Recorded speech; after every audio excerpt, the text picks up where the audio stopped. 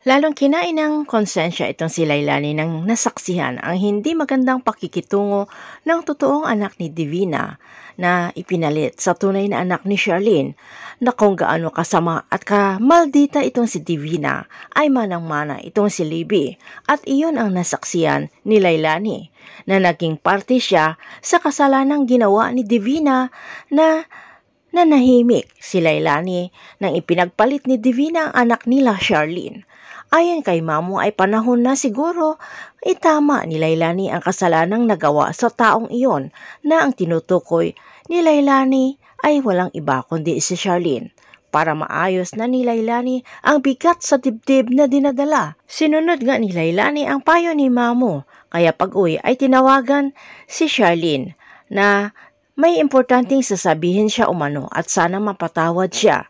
Kinabahan si Charlene at iba ang kutob, kaya tinawagan si Mimi. Ayon kay Mimi ay baka mangungutang lamang. Pumunta nga si Lailani sa labi ng kumpanya kung saan doon sila magkikita ni Charlene, pero nakita siya ni Divina at ikinagalit ni Divina nang nakita na tinatawagan ni Charlene itong si Lailani.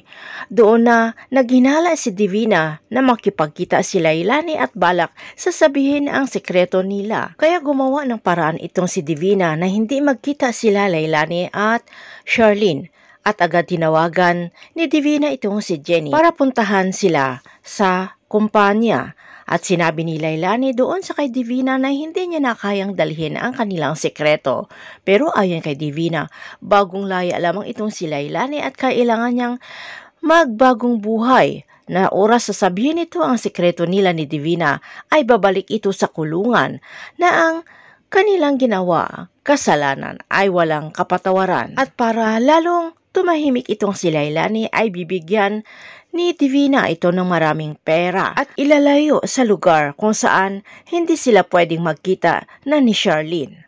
Sa pilit ang pinasakay ni Divina itong si Lailani sa sasakyan ni Jenny para agad mailayo sa kumpanya at para maging safe ang sekreto niya. Samantala, naging tampulan ng tukso sila Xavier at Princess sa ginawang play nila kahapon. Natagos sa puso umano ang mga sinasabi na parang totoong-totoo ang bawat salitang binibitawan, kaya parang nagkahiyaan ang dalawa na panay ang titig lamang sa isa't isa.